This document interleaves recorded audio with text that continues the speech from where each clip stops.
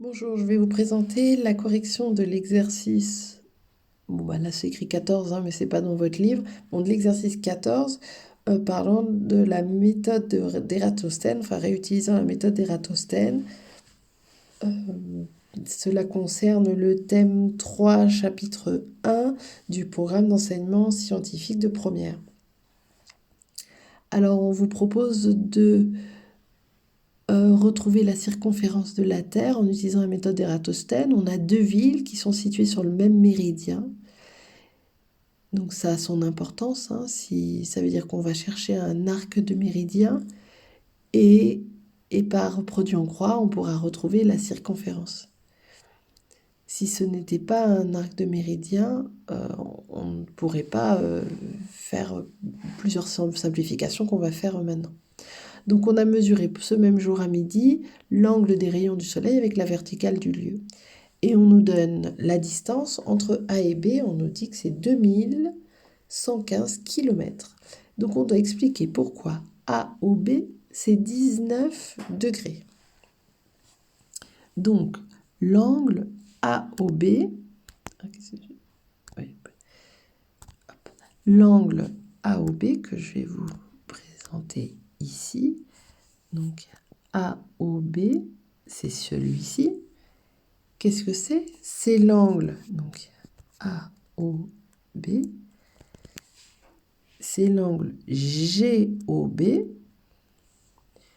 ici le très grand que je vais représenter en rouge.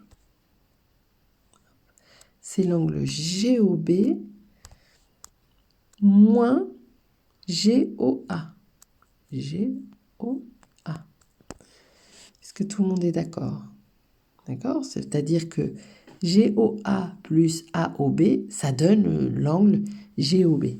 Bon. Pourquoi tout ça? Parce qu'on va pouvoir décomposer. Alors, par exemple, l'angle GOB, quel est-il? L'angle GOB, si je simplifie le schéma, j'ai deux droites parallèles qui correspondent à ces deux rayons du soleil et j'ai une droite qui coupe les deux,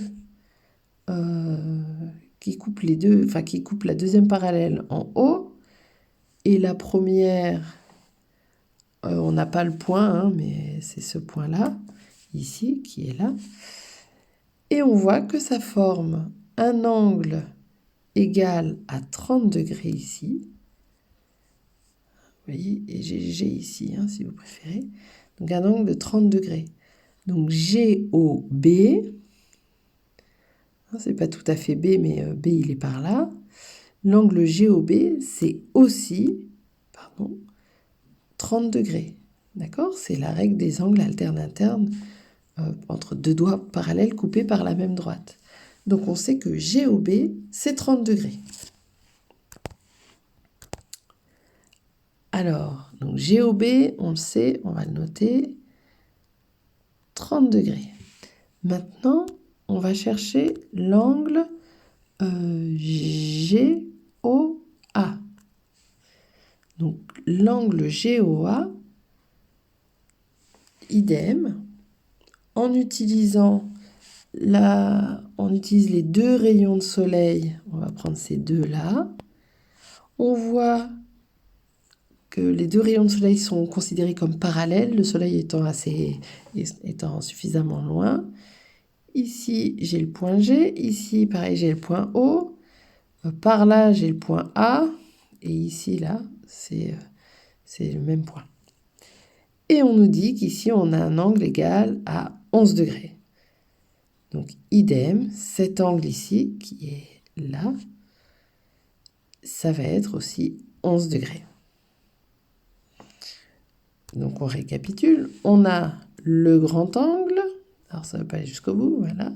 Et on a le petit, donc on peut aisément retrouver la valeur de cet angle-là, AOB. Donc AOB, ça va être égal à 30 moins 11, donc 19 degrés. Alors, ensuite, on nous demande, avec les données de l'énoncé, calculer la circonférence de la Terre.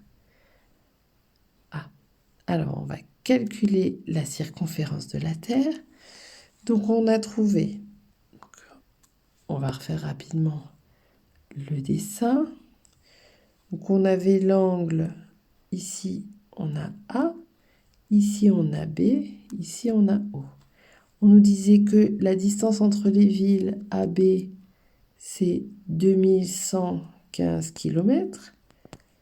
L'angle AOB, c'est 19 degrés. Hein, si on ne l'avait pas trouvé, on nous le donnait quand même dans l'énoncé, hein, vu qu'on nous demandait de vérifier. Et on cherche, donc nous on a cet angle-là, on a l'arc de cercle, et on cherche la valeur du cercle entier. Donc on va faire un tableau de proportionnalité en mettant ici la distance parcourue et ici l'angle. Ça s'écrit pas très bien. Mais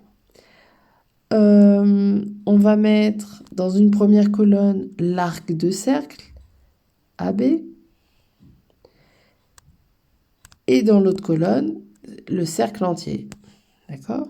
Donc la distance du cercle entier, c'est la circonférence, c'est ce qu'on cherche. D'accord ? Et pour l'arc de cercle, on nous donne 2115 km. On peut laisser dans cette unité.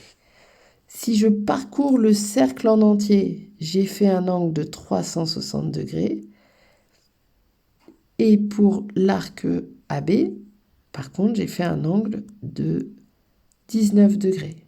Si je cherche la circonférence, avec mon tableau de proportionnalité, je trouve que la circonférence C, c'est 2115 km x 360 divisé par 19. Alors, on va taper ça sur la calculatrice, hein, j'ai pas besoin de faire une page de plus. Donc 2115 x 360 divisé par 19. On trouve, on va l'écrire en propre. Voilà. Et on trouve 40 073, on va arrondir au kilomètre, hein, 40 074 kilomètres. Et dans le cours, on a vu que la... Donc, je l'ai appelé C.